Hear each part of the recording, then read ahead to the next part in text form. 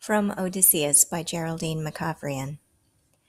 Warily he kept watch for the island of the Sirens. There, was that bird-song or human voices drifting toward him? Either way, a sweet sound to hear at sea. He kneaded the wax. The heat of the morning sun had made it soft. He stopped up the ears of his men one by one, and all the while the music grew louder. Too quiet, too low. I must get closer, he thought, and stood with his hand to his ear on the dipping prow. It was Polites who roped him round and tied the rope ends to the mast. "What are you doing?" said Odysseus irritably, mouthing the words at deaf Polites. "Only what you would have commanded me if it had not slipped your mind, my lord. I heard Circe's advice. Come, my sisters, come and see how the world-encircled sea and slow tide of purple time have brought at last the one sublime fast vessel we have longed to see, the Odyssey."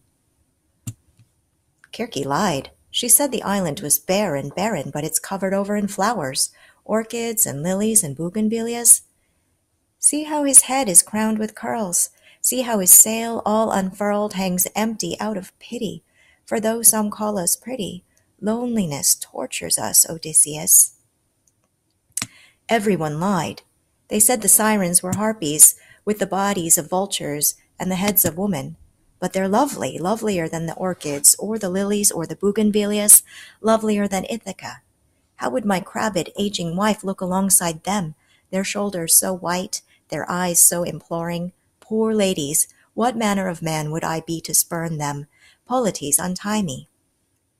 Ah, when the world pronounced your name, why did they not speak of the flames of glory that round you wreathe?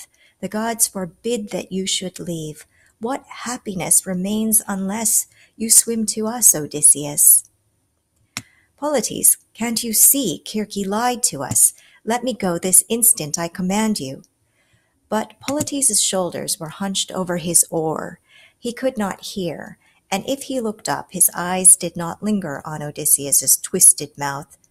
"Polites, you'd better do as I say, or I'll kill you afterward for defying me. Untie me." But Polites turned his head away so as not to look into Odysseus' face on every backward pull of the oar. "You other men, listen. The man who frees me can have Polites' rank, any of you. Look at me. Whoever frees me can have Ithaca. Take it. How can I rule Ithaca when I'm needed here? Don't you hear what they're saying? They've waited centuries just for me. Men, look up, take the wax out of your ears. Cut me free, I beg you. Look, the distance isn't so far. I could swim across. You go on if you must. Take the boat. I shan't need it. But cut me free and let me swim.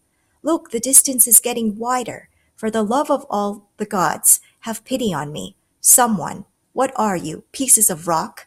Does it please you to see the hero of Troy reduced to tears? Don't you know what pity is?" Then Polites leaped up from his thwart, and with his eyes turned away from Odysseus' face, he fetched another coil of rope and wound it round and round and round both man and mast, from ankle to throat, from throat to ankle.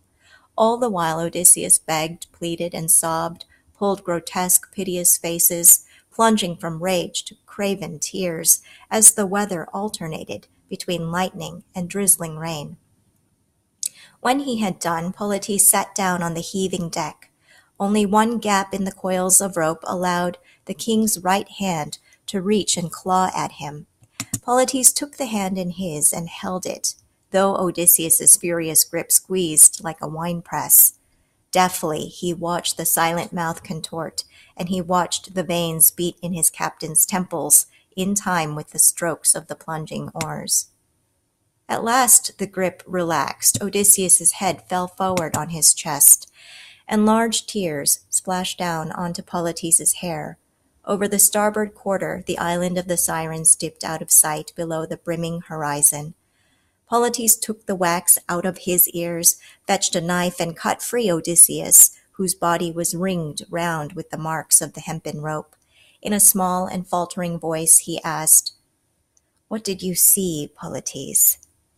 "3 hideous vultures with horny talons and the heads of women, an acre of jagged rocks where nothing grew except white trees of bone that used to be good men. What did you see, my lord? But the question was never answered, for a headwind brought a fine gray spume and the sound of distant roaring. Unstop the men's ears, Polites, and let the tillerman take an oar. I'll steer myself. Why, what is it, my lord? If Circe and Tiresias spoke the truth, we are about to see the greatest terrors of the undiscovered